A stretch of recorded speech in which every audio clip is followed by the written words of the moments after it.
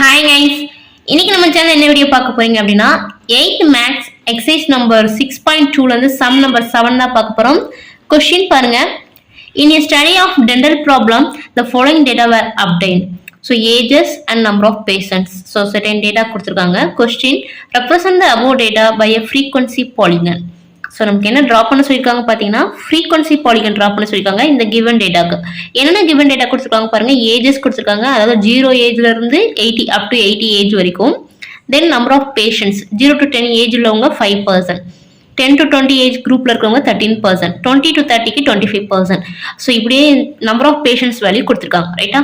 So interval கொடுத்தாச்சு, frequency கொடுத்தாச்சு. உங்களை எதை வரைய சொல்லியிருக்காங்க பார்த்தீங்கன்னா ஃப்ரீக்வன்சி பாலிகன் வரைய சொல்லியிருக்காங்க. ஸோ இங்கே நமக்கு எதுவுமே மென்ஷன் பண்ணல, ஹிஸ்டோகிராம் வரைங்கன்னு எதுவுமே மென்ஷன் பண்ணல. So it is obviously understood without histogram. Histogram வரைங்க அப்படின்னா அவங்களே கொடுத்துருவாங்க பை யூசிங் ஹிஸ்டோகிராம் சொல்லிட்டு. ஸோ இங்கே எதுவுமே நம்ம மென்ஷன் பண்ணல அப்படின்னா ஜென்ரலாகவே we have to do just draw a frequency polygon, that means without histogram. ஓகேவா? ஸோ இப்போ ஹிஸ்டோகிராம் வரையாமல் நம்ம இதுக்கு நம்ம ஃப்ரீக்வன்சி பாலிகன் வரைய போகிறோம். ஃபர்ஸ்ட்டு நமக்கு ஃப்ரீக்வன்சி பாலிகன் வரையணும்னா நமக்கு என்ன வேணும் அப்படின்னா மிட் பாயிண்ட் வேணும். midpoint of x-axis, then frequency in y-axis, ரைட்டா?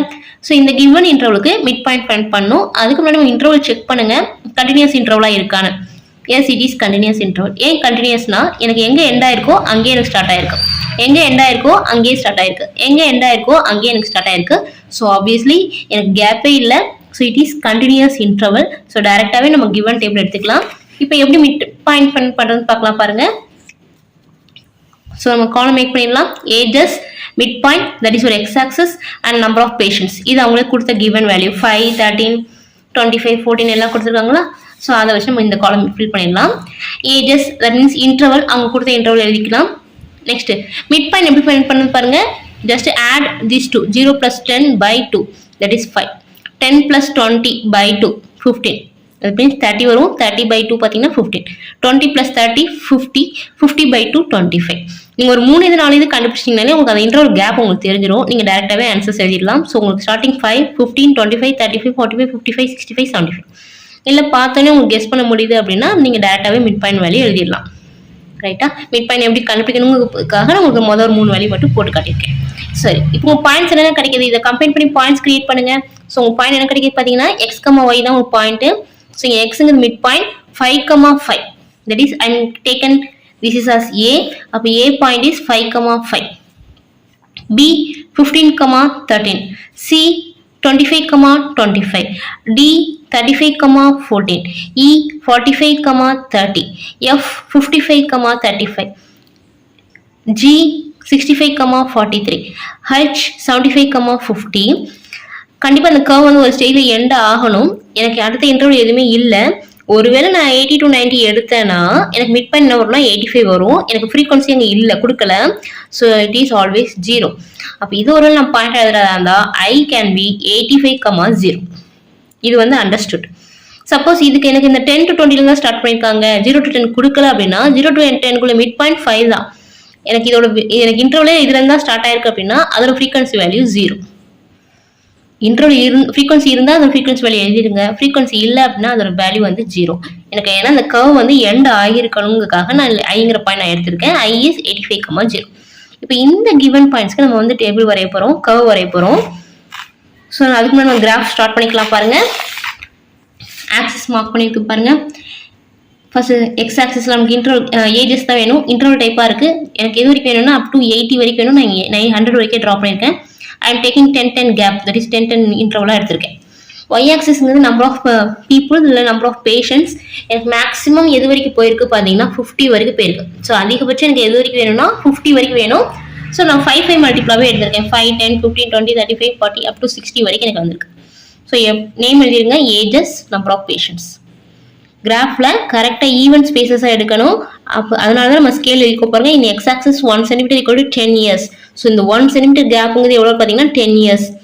தென் இதில் 1 cm கேப்புங்க பார்த்தீங்கன்னா 5 people இல்லைன்னா 5 patients. ஸோ இந்த ஸ்கேல் எழுதிக்கணும். அதை நம்ம கிராஃப்லாம் நீங்கள் கரெக்டாக மார்க் பண்ணியிருக்கணும். ரைட்டா? இப்போ நம்ம பிளாட்டிங் பாயிண்ட் பண்ணலாம் பாருங்கள். நம்மளோட ஏ பாயிண்ட் 5, 5. ஸோ 5க்கு 5 கரெக்டாக பிளாட் பண்ணுங்கள். This is your A. Next, B is 15, 13. B is 15 தான் இருக்கு. 15ல 13 10 to 5 இந்த இடையில உள்ள 10 கோடு தான் 5 பாயிண்ட். அப்போ ஒரு 2 கோடு சேர்ந்தது ஒரு பாயிண்ட். கரெக்டா? இப்போ 13 வரும் 2 4 6வது கோடில் 13 வரும். 15க்கு 13 கரெக்டா? அப்போ 6வது கோடில் 13 வரும். 15க்கு 13. ஓகே. C 25 25 25ங்கிறது மிட் பாயிண்ட். 25க்கு 25. ஓகேவா? நெக்ஸ்ட் D 35 14 35ங்கிறது இங்கே வரும். 14ங்கிறது ஒரு 2 கோடு கீழே வரும். ஏன்னா இந்த 2 கோடு சேர்ந்தது தான் ஒரு பாயிண்ட். அப்போ 8வது கோடில் இந்த 14ங்கிறது வரும். D. நெக்ஸ்ட் E 45க்கு 30 45ல 30 இவர் E.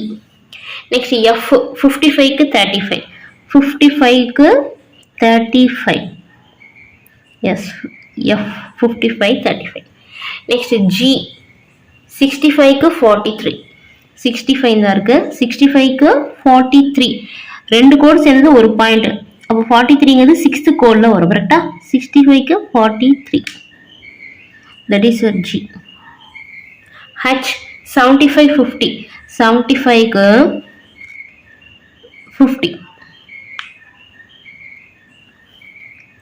ஸோ இப்போ இதெல்லாம் கனெக்ட் பண்ணிங்கன்னா you will get the answer. இது வரைக்கும் உங்களுக்கு டேபிள் வழி கொடுத்துருக்காங்க. நெக்ஸ்ட் நம்மளும் அந்த கர்வ் வந்து ஜஸ்ட் ஒரு எண்டிங் வரணுங்கிறதுக்காக நம்ம என்ன பண்ணியிருக்கோம் அப்படின்னா டேக் டவுன் பண்ணியிருக்கோம். 85 வரும்போது உங்களுக்கு ஃப்ரீக்வன்சி இருக்காது. ஸோ 85க்கு it will get 0. So this is where I point 85, 0 ரைட்டா?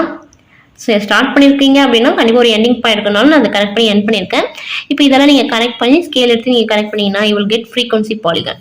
ஸோ இதை எப்படி நம்ம கனெக்ட் பண்ணி காட்டலாம் பாருங்கள். ஸோ இப்போ பார்த்தீங்க அப்படின்னா நான் எல்லா பாயிண்ட்டையும் ப்ளாட் பண்ண எல்லா பாயிண்ட்டையும் நான் கனெக்ட் பண்ணிட்டேன் ஸ்கேல் எடுத்து.